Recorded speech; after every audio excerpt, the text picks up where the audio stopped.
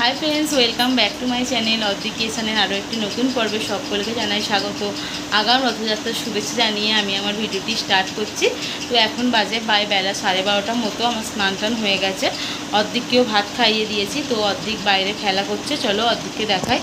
অদ্রিক খেলা করছে। কি করছো?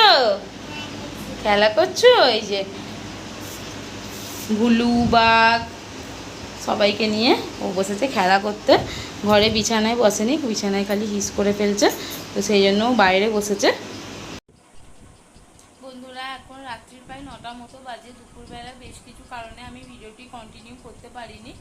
তো আমার শরীরটা খুব একটা ভালো নয়। তো কী হয়েছে না, গত পরশু দিন আমার এই পিঠের এই পোর্শনটা একটু ব্যথা করে।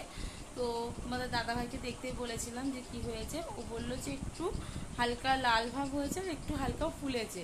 তো বুঝতে পারছিলাম না যে কি হয়েছে। তো কালকের দিনটাও একটু ব্যথা ছিল। তো আজকে সকাল থেকে পুরো পিঠের এই হাতটা, এই কাঁধটার কাছটা, ঘাটটা পুরো ব্যথা করেছে। আর সম্ভবত কোনো পোকা চলে গেছে, কারণ আমার এই গলাতেও আমি ষষ্ঠীর সময় মায়েদের ওখানে গিয়েছিলাম, তো গিয়ে ওখানেও হয়েছিল। তো এখানটা একটুখানি প্রথমে লাল মতো হয়ে ফুলেছিল। তো তারপর আস্তে আস্তে 3-4 দিন বাদে পুরো এই জায়গাটা পোড়া মতো হয়ে গিয়েছিল। সম্ভবত পোকাগুলোকে অ্যাসিড পোকা না কি বলে ঠিক জানি না। তো তোমরা যদি জেনে থাকো অবশ্যই শেয়ার করবে। তো এই ঘাটটাতেও মানে বাড়িতে এসে হয়েছে। কি পোকা চলে গেছে না কি হয়েছে আমি আদৌ বুঝতে পারছি না। তো আজকে দেখছি যে এখানটা পুরো সেই যেমন পুরে ঝলসে গেলে যেমন হয়, তোমাদের দাদাভাইকে দেখতে বললাম, ও ব্যাক ক্যামেরায় ছবি তুলে রেখেছি, তোমাদের সাথে শেয়ার করব। পুড়ে গেলে যেমন হয় সেই রকম পুরো এই পোর্শনটা পুড়ে গেছে। তো ওর টানে গা হাতের যন্ত্রণা, জ্বর সব হচ্ছে। শরীর খুব একটা ভালো নয়। তো তোমাদের এই বলার জন্যই আমি আসলাম যে এই বর্ষাকালে যাদের অবশ্যই মাঠের ধারে ঘর, তারা অবশ্যই খুব সতর্ক থেকো। আমাদের যেহেতু মাঠের মাঝখানে ঘর, তো এই সব পোকাগুলো থেকে খুব সাবধানে থাকতে হবে। তো কখন হয়েছে আমি নিজেই বুঝতে পারছি না। তো বাচ্চাদের অবশ্যই খুব সাবধানে রাখা উচিত। অর্ধেকেরও একবার ছোটোবেলা হয়েছিল, তো ওরও এই গলা থেকে পুরো এই পোর্শনটা পুড়ে গিয়েছিল। তো আমার এই কিছুদিন আগে গলাটা নিয়ে আমি ভুগেছি প্রায় 12-14 দিন পরেই ভালো হয়েছে। এই যে দাগ দেখে তোমরা নিশ্চয়ই বুঝতে পারছো কতটা ভয়ঙ্কর হয়েছিল পুরো এখান থেকে। আমার এই পিঠটাতে হয়েছে প্রচণ্ড ব্যথা বন্ধুরা। তো সেই জন্য আমি আর কোনো ভিডিও শ্যুট করিনি। আর একটা খুশির খবর আছে, তোমাদের জানানো হয়নি। ওদিকে বনু হয়েছে, মানে ওর কাম্মার হয়েছে মেয়ে। তো কাম্মা এখন বাপের বাড়ি আছে। তো হয়েছে আজ 5 দিন হয়ে গেল, তোমাদেরকে বলা হয়নি। তো সেই জন্য আমি কিছু ভিডিও শ্যুট করতে পারিনি। তো ওখানে যাওয়া আসা করা হচ্ছিল, তারপরে মাঠেও একটু কাজ ছিল, মা মাঠে কাজ করছিল, আমি বাড়িতে রান্না বান্না করছিলাম। তো অর্ধেককে নিয়ে আর কোনো ভিডিও শ্যুট করা হয়নি।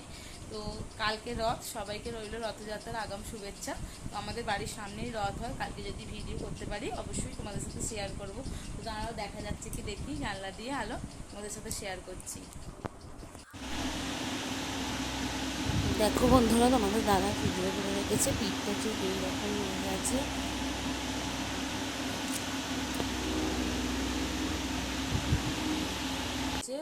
দেখো বন্ধুরা, ওই যে অল্প অল্প আলো দেখা যাচ্ছে। তো এই আমাদের বাড়ি থেকে মোটামুটি 5 মিনিটের পথ, 5 মিনিটও লাগবে না, 3-4 মিনিট লাগবে।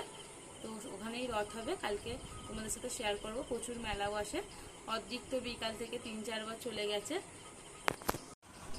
অদ্রিকে বিকাল থেকে 3-4 বার রথতলায় যাওয়া হয়ে গেছে। ওর দাদার সাথেই 3-4 বার গিয়েছিল। আবার ওর কাকাই আসতে, কাকাই গিয়েছিল কাম্মার বাপের বাড়ি। তো আজ বিকালবেলা চলে এসেছে। তো আসতে আবার কাকার সাথে সন্ধ্যের পর গিয়েছিল। তো এখন আছে নিচে ও দাদা বাবার কাছে। তো আমি ওপরে এসেছি ওই অদিকে ফ্লাক্স, জলের বোতল এগুলো রাখতে। তো আর ভিডিওটি লং করছি না। তো অবশ্যই সবাই ভালো থেকো, সতর্ক থাকো। আর সবাইকে রথযাত্রার শুভেচ্ছা রইল। Good night.